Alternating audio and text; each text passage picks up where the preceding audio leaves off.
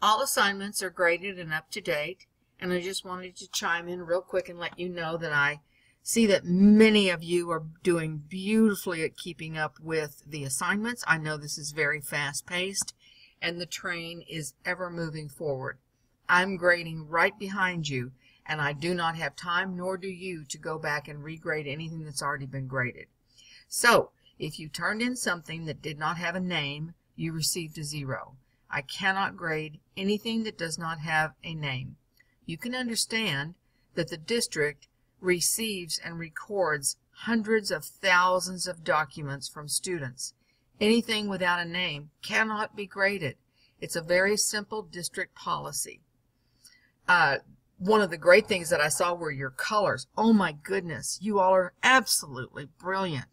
You have no idea what that kind of exercise shows your ability level to be. You're absolutely brilliant. In some cases, you did not submit something that was sufficient content. And that means that each one of the exercises that you've been given require thoughtful response.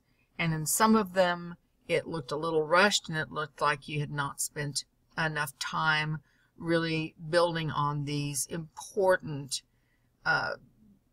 beginning steps that will build up as time goes on. For Essay 1, many of you are not using EasyBib, and I don't know why. It is such an easy application, and it makes creating a works cited page an absolute joy. Many of you forgot to click Select All, Print as a Word doc, and complete that process, which will always give you a perfect works cited page with no hyperlinks and with proper formatting. So want to work on that as you move forward. The next essay is coming up very shortly, and it's a beautiful essay where you're going to save something wonderful, and so you want to make sure that you do your best and that you completely edit everything. Many of you are having an issue that is across the board an issue all the time, and that is paragraphs that are too long. And remember that that is a prerequisite skill for this course. So if you need a little bit of a brush up on how to write developed paragraphs, let me recommend a couple things to you real quick.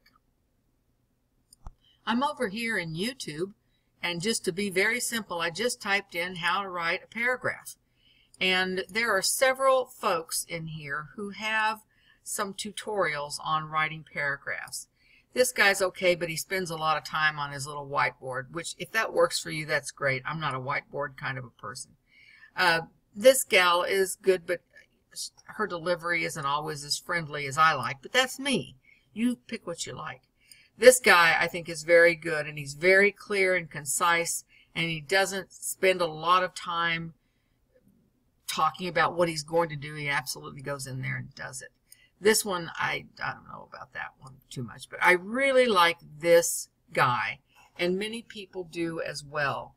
He gets right to the point. He, in a very short time, will help you understand some of these, and this is going to be an important thing. So no matter what skill you're having problems with or you receive lower grades for, it's just a matter of brushing it up. We know you're brilliant.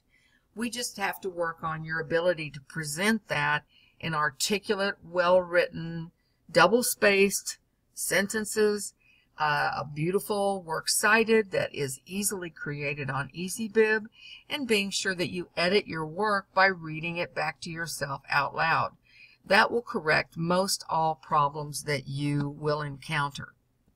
So move along, let's keep moving forward, and I can't wait to read your next projects. That concludes this tutorial.